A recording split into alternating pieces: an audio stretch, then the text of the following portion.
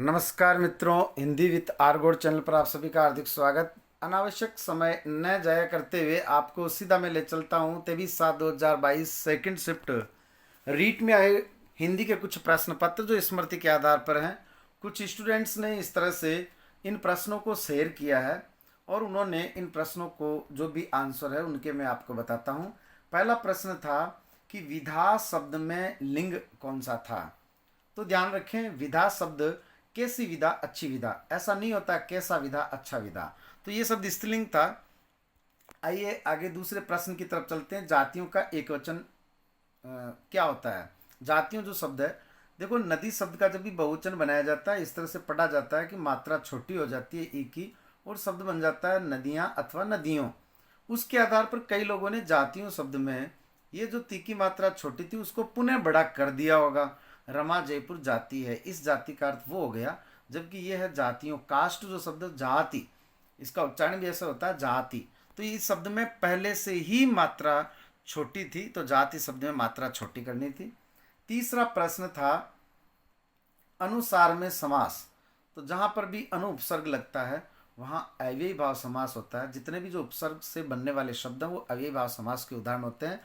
दुर, कुछ इस तरह के जो उपसर्ग हैं, दुष, सत, जो अच्छे और बुरे का अर्थ देते हैं, कु, सु, वहाँ विशेषण होने के कारण से कर्मधारय समास होता है। शेष लगभग जो समास इस तरह के जो उपसर्ग से बनने वाले शब्द हैं वहाँ अव्ययी भाव समास होता है। आइए आगे बढ़ते हैं अपने चौथे प्रश्न की तरफ। चौथा प्रश्न था व्यक्ति का बहुवचन। तो व्यक्ति का बहुवचन व्यक्तियों, ये तब काम में लिया जाता है जब आगे किसी कारक या परसर्ग या अथवा किसी विभक्ति का प्रयोग हो। व्यक्ति बाजार जा रहे हैं, यहाँ पर व्यक्ति का बहुवचन व्यक्ति की तरह एक वचन की तरह ही लिखा जाता है, लेकिन व्यक्तियों ने, व्यक्तियों से जब बहुवचन में प्रयोग होगा तो कारक की विभक्ति के साथ अंत में ओकारांत यानी यों शब्द जुड़ जाएगा। तो यहाँ पर व्यक्तियों उत्तर होगा। अगला प्रश्न, पांचवा प्रश्न इसमें है इनका असर भी हो रहा है। जब भी आगे हो रहा है या हो रहा था तो वहां पर अपूर्ण काल होता है। हो रहा है अपूर्ण वर्तमान काल, हो रहा था अपूर्ण भूतकाल। तो यहाँ था इनका असर भी हो रहा है, कार्य जारी है, पूरा नहीं हुआ है कार्य, इनका असर भी हो रहा है, वह साइकिल चला रहा है, इसका मतलब अभी भी चला रहा है। तो ये अपूर्ण वर्तमान काल का वाक्य था। नेक्स्ट क्वेश्चन था वह किस प्रकार का सर्वनाम है। वह अन्य पुरुषवाचक सर्वनाम के रूप में भी प्रयुक्त होता है और निश्चयवाचक सर्वनाम के रूप में भी प्रयुक्त होता है। जिस तरह से स्टूडेंट्स बता रहे थे उसमें पुरुषवाचक सर्वनाम ऑप्शन में नहीं था, अतः निश्चयवाचक सर्वनाम उसमें ऑप्शन में था और यही उत्तर होगा। आगे बढ़ते हैं सातवें प्रश्न की ओर। सुधाकर का पर्याय, सुधा को संभव करने वाला अर्थात चांदनी को संभव करने वाला चंद्रमा। चंद्रमा इसमें राइट आंसर था। ट्रेजेडी शब्द, जिन शब्दों की स्पेलिंग लिखी जा सकती है अंग्रेजी के वो शब्द होते हैं और अंग्रेजी के शब्द अरबी, फारसी, उर्दू के शब्दों को विदेशी शब्दों में माना जाता है। प्रश्न था ट्रेजेडी शब्द विदेशी है या देशी है। अगला प्रश्न, लोभ में संज्ञा। अगर शब्द होता लोभी और जिस शब्द के आगे किसी नाउन को यानी संज्ञा को लगाया जा सकता, लोभी व्यक्ति, इसी तरह से विश्वासी व्यक्ति, इसी तरह से परिश्रमी बालक, परिश्रमी व्यक्ति, तो वो विशेषण होता।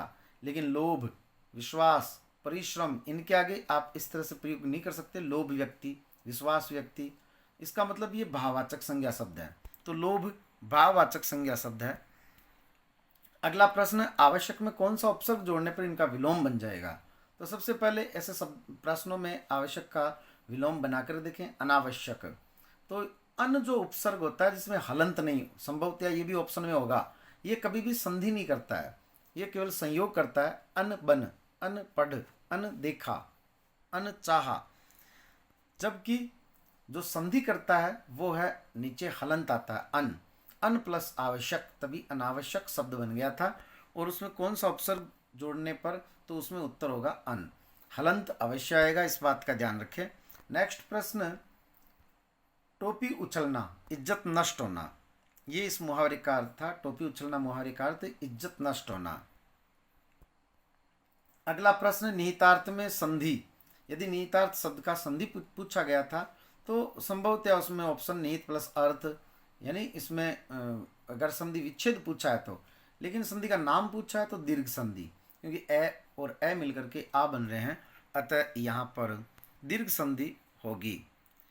जिस तरह से प्रश्न पत्र को जो लोग अटेंड करके आए हैं, ऐसे स्टूडेंट्स बता रहे हैं, हिंदी संस्कृत साइको ये मीडियम स्तर का पेपर था, जबकि जीके के प्रश्न काफ़ी हार्ड थे। ध्यान रखें, जिस तरह से लोग बता रहे हैं उसके आधार पर ये आकलन किया जा सकता है कि हिंदी साइको और संस्कृत इन तीनों में 65 से 70 क्वेश्चन किए जा सकते हैं। जीके में 60 में से नेगेटिव मार्किंग न होने की दशा में 25 प्रश्न आसानी से किए जा सकते हैं। अतः 90 प्रश्न बनाना, 90 प्रश्न राइट करना कोई बड़ी बात नहीं है। इसलिए सकारात्मक मानसिकता, पॉजिटिव मानसिकता बनाए रखें, घबराएं नहीं।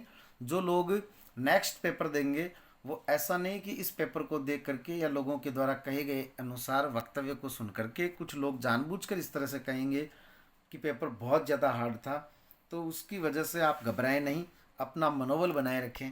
धन्यवाद। नए साथी हमारे चैनल को सब्सक्राइब अवश्य करें। धन्यवाद।